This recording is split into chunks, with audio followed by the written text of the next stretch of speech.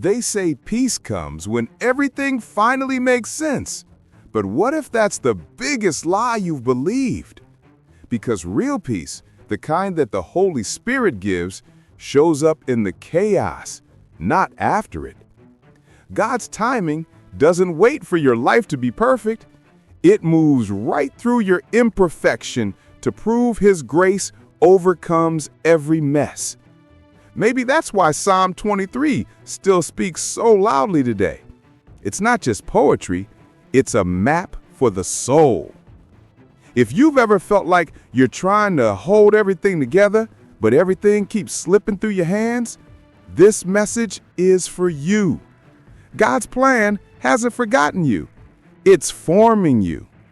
Even the closed doors, the sleepless nights, the silent prayers, they're all part of divine alignment. Stay with me until the end, and you'll see how the Good Shepherd has been guiding you all along. Before we dive in, I want to hear from you. What has been your valley lately? Comment below and let's walk through it together, step by step, until peace feels real again. There's something profoundly comforting about seeing God as the Good Shepherd. The Holy Spirit reveals that this isn't just a poetic image, it's a picture of divine purpose and personal care. Like a shepherd who knows each sheep by name, God's guidance is intimate, intentional, and full of peace in chaos. He doesn't just direct paths, He walks with us through them, ensuring that every step aligns with His timing. In that quiet alignment, faith over fear becomes possible, and the soul learns to rest in His supernatural flow. When people lose their sense of direction, it's easy to believe they've wandered too far. But the Good Shepherd never loses track. His presence doesn't depend on your performance, it depends on His promise. Even when we resist or doubt, His grace overcomes.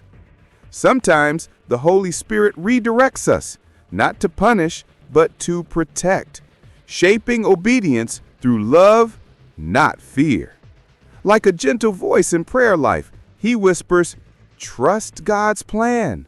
I'm leading you home." And when that realization finally sinks in, transformation begins. You start seeing life not as random chaos, but divine alignment in motion. Every detour, every delay carries confirmation that God's timing is never offbeat. His peace steadies the anxious heart, and His presence restores what worry once stole. It's in this awareness that inner healing begins, and the journey to the green pastures of the soul starts to unfold. Green pastures and still waters, they sound like a dream when life feels like a battlefield. Yet that's exactly where the Holy Spirit leads, to moments of rest in the middle of motion. God's timing isn't about removing the storm, it's about teaching the soul to find peace within it. In those still waters of prayer life, the noise quiets and the divine purpose starts to shine through. The heart begins to understand that peace in chaos isn't the absence of trouble, but the presence of God guiding every breath. Many people try to manufacture peace by controlling outcomes, but that's a trap of spiritual warfare. The harder they try, the more restless they become. True peace flows from surrender, that gentle trust that God's plan is better than their own. When someone lets go of anxiety, they make room for supernatural flow. Suddenly, even ordinary days feel sacred. A sunrise becomes a sermon, a simple breath, a reminder that grace overcomes what fear once ruled. And in that awareness, something sacred unfolds. God's provision stops being seen as coincidence and becomes confirmation. Inner healing begins as the heart stops striving and starts receiving. Even in scarcity, His hand provides abundance. Even in exhaustion, His Spirit restores. That's the mystery of divine alignment. He turns the wilderness into a wellspring. And in that flow of restoration, the believer learns that peace isn't found after the chaos, but right through it, leading toward a deeper encounter with His presence. Every believer eventually walks through their own valley of the shadow of death.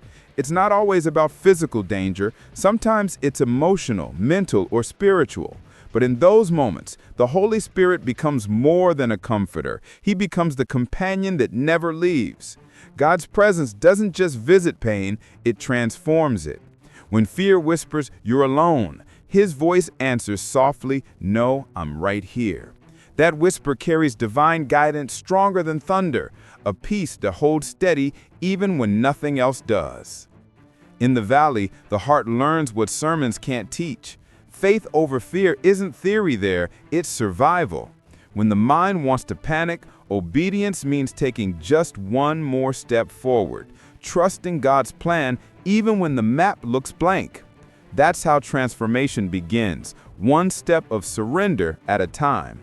And it's in those steps, small but sacred, that supernatural flow begins to move again. What once felt like darkness becomes a doorway for light. People often think that God's timing failed them when the valley feels endless, but that's where divine purpose is refined. The fire that was meant to destroy you becomes the very flame that lights your way.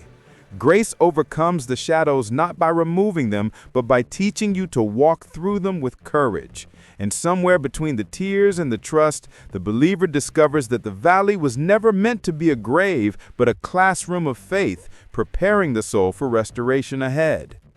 When God prepares a table before your enemies, it's not an act of revenge, it's a revelation. The Holy Spirit turns what was meant to humiliate into a stage of divine purpose. Every attack, every betrayal becomes a setup for supernatural flow. God's timing exposes that no opposition can cancel His plan. The same people who questioned your worth end up watching God's presence defend you without a single word. That's not pride, that's peace in chaos, anchored in the quiet confidence of grace. The table isn't about feasting on victory, but fellowshipping with faith. When God anoints your head with oil, it's not to make you shine for applause, it's to seal you for purpose. That oil represents inner healing, restoration, and spiritual breakthrough. It's the mark of someone who's walked through fire and still carries peace. When others see that calm strength, they witness divine alignment, a visible confirmation that God's guidance never fails, even when the crowd misunderstands. And here's the paradox. Sometimes your greatest promotion comes disguised as pressure. Those moments of public testing are the birthplace of private transformation. God doesn't need to remove your enemies to bless you. He blesses you in front of them to prove His sovereignty. Every challenge becomes a canvas for His glory, and every wound becomes a window of faith. The believer starts realizing that victory isn't about visibility, it's about obedience, and that truth prepares the heart for something eternal that's yet to come. When David declares, "Surely goodness and mercy shall follow me all the days of my life," he isn't making a wish, he's making a prophetic statement. The Holy Spirit inspires that confidence, a conviction that God's timing is not limited to moments, but extends through eternity. Divine purpose doesn't stop when seasons change. Grace overcomes every transition. The believer learns that goodness isn't just what happens to them, it's what flows through them when they walk in divine alignment. Mercy, too, is more than forgiveness. It's God's constant reminder that you are never beyond restoration. Even when spiritual warfare tries to whisper otherwise, the Holy Spirit keeps drawing hearts back into God's presence. That pursuit transforms ordinary days into sacred encounters. The prayer life deepens, not out of duty, but delight. Every sunrise becomes a sign that His plan is still unfolding, and that faith over fear is still the greatest weapon of peace in chaos. And then comes the promise that anchors it all: "I will dwell in the house of the Lord forever." Eternity isn't a faraway dream. It begins the moment you trust God's plan fully.